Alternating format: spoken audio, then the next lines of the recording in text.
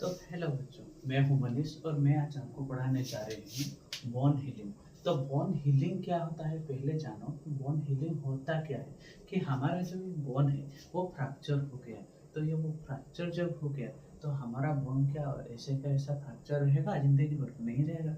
तो यहाँ पे जो हीलिंग प्रोसेस होता है, हमारा बॉडी का जो हीलिंग प्रोसेस होता है, उसको हम जब बोन पे होता है तो उसको कहते हैं बोन हीलिंग। क्या कहते हैं उसको? बोन हीलिंग, उसको कहते हैं हम बोन हीलिंग। तो फ्रैक्चर होता कैसे है? जो ये जो हमारा बोन है तो उसमें क्या है, एक प्रेशर झेलने की कैपेसिटी होती है। तो वो जो प्रेशर झेलने की कैपेसिटी होती है, अगर वो कैपेसिटी क्या हुआ, थोड़ा सा भी ऊपर नीचे हुआ और कोई भी एक्सटर्नल फोर्स यहाँ पे पड़ा, तो वो क्या होगा, वो जो कैपेसिटी है वो डिक्रीज हो जाएगा और जो यहाँ पे जो बोन है वो क्या हो जाएगा, फ्रैक्चर हो जाएगा। तो जो फ्रैक्चर हो जाएगा वो रिपेयर कैसे होगा? रिपेयर तो होगा ना, नॉर्मल बॉडी का प्रोसेस है तो वो रिपेयर होगा। तो रिपेयर वो कैसे होगा? तो उसी प्रोसेस को हम कहते हैं क्या है, बोन हीलिंग। तो वो बोन हीलिंग का 4 स्टेज होता है। कितना स्टेज है? 4 स्टेज होता है। 4 स्टेज में पहला स्टेज क्या है? Haematoma formation. वो जो पहला स्टेज है हेमाटोमा फॉर्मेशन, वो क्या है ना, वो जो हेमाटोमा फॉर्मेशन पहला जो ये फ्रैक्चर हो गया, ये साइड पे ये फ्रैक्चर हुआ, तो यहाँ पे जो ब्लड आके क्लॉट होगा, क्योंकि नहीं तो क्या होगा, ब्लीडिंग ब्लीडिंग कंटिन्यूअस होता रहेगा। तो ब्लीडिंग कंटिन्यूअस हुआ तो क्या होगा, बॉडी में ब्लड कम हो जाएगा तो शॉक कंडीशन चला जाएगा। तो यहाँ पे क्या होगा, यहाँ पे एक क्लॉटिंग मैकेनिज्म होगा और यहाँ पे इन्फ्लामेशन लाइक स्ट्रक्चर हो जाएगा। तो यहाँ पे जो क्लॉटिंग हो जाएगा उसी को हम क्या कहते हैं, हेमाटोमा फॉर्मेशन। वो होता कैसे है समझो ना, यहाँ पे जो बोन है वो क्या हुआ ना, वो जो टूटा, तो यहाँ पे जो ये ब्लड वेसल्स है, ये ब्लड वेसल्स था, तो ये ब्लड वेसल्स क्या है, टूट गया, वो भी टूट गया।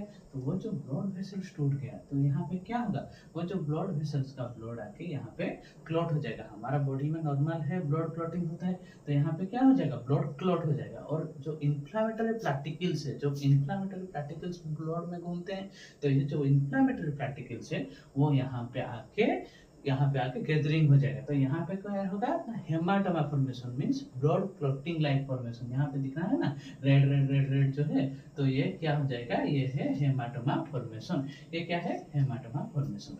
देन नेक्स्ट स्टेज क्या है, कैलस फॉर्मेशन। तो कैलस फॉर्मेशन क्या होता है ना, वो जो बोन हीलिंग प्रोसेस का फर्स्ट स्टेज चला गया, हेमाटोमा फॉर्मेशन हो गया, उसके बाद क्या होगा, धीरे धीरे रिपेयर होना स्टार्ट होगा। तो सेकेंड स्टेज रिपेयरेशन का क्या है ना, कैलस फॉर्मेशन। कैलस फॉर्मेशन क्या है, पहले ये समझो। तो कैलस फॉर्मेशन क्या है ना, जो बोन का टूटा हुआ हिस्सा हुआ था वो क्या होगा ना, धीरे धीरे यहाँ पे क्या होगा ना, थोड़े टाइम के बाद यहाँ पे आके कैल्शियम डिपोजिशन होगा, वो धीरे धीरे स्ट्रक्चर बनना शुरू होगा। तो वो हम इसको क्या कहते हैं, कैलस फॉर्मेशन कहते हैं। तो ये जो बोन में जो ब्लड आता है, वहां पे 2 फैक्टर आते हैं। एक क्या है, एक फिब्रिनोजन,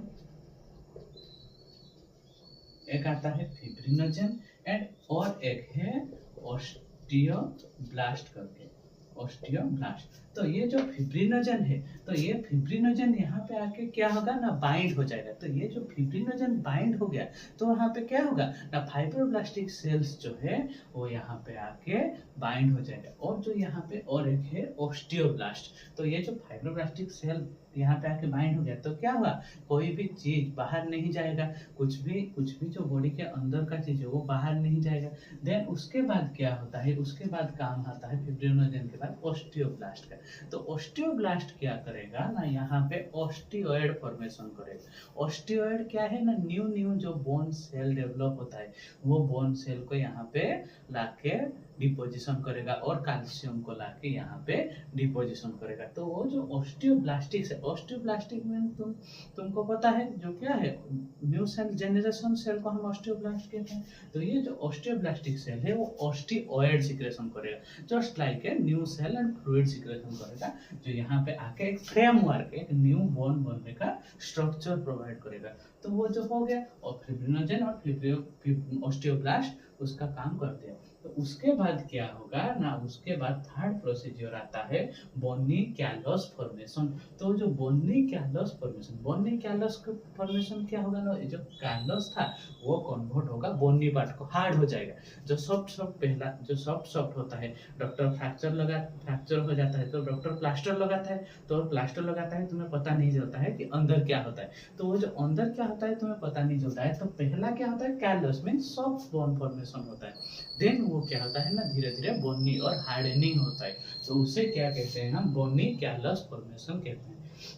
तो यहाँ पे जो है, जो ऑस्टियोइड सिक्रेशन हुआ था वो क्या करेगा ना, एक्स्ट्रा कैल्शियम आके यहाँ पे बाइंड कराएगा। तो यहाँ पे क्या होगा ना, ब्लड के थ्रू सब कुछ न्यूट्रिएंट फ्लो हो रहा है, तो यहाँ पे क्या होगा, कैल्शियम आके बाइंड होगा। और तुम जो फ्रैक्चर होता है, जब तुम डॉक्टर को दिखाने जाते हो तो क्या देता है, कैल्शियम और विटामिन D3 देता है। तो वो क्यों देता है, कैल्शियम जाके वहाँ पे बाइंड करेगा, तुम्हारे बोन को स्ट्रेंथन करेगा।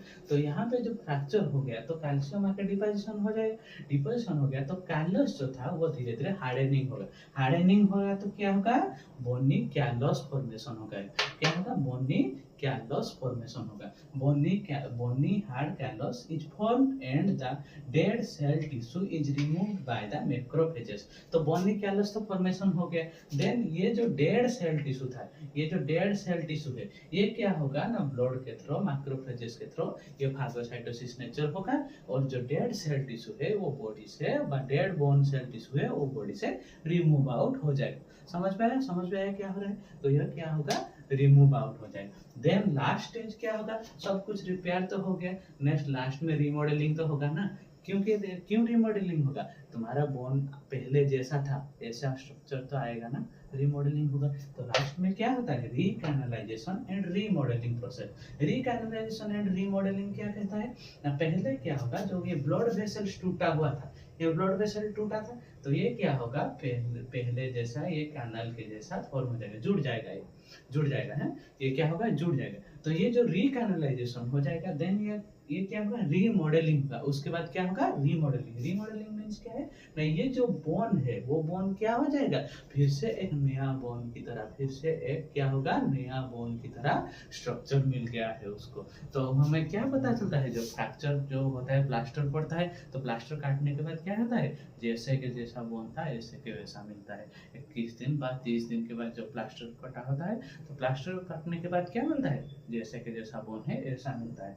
तो ये क्या होता है, रिकंस्ट्रक्शन प्रोसेस होगा लास्ट में। रिकैनलाइजेशन मींस क्या है, कैनलाइजेशन मींस कैनल मींस क्या है, जैसे के जैसा कैनल है, जैसे के जैसा ब्लड वेसल्स है, नर्व वेसल्स है, वो ऐसे के ऐसा हो जाएगा।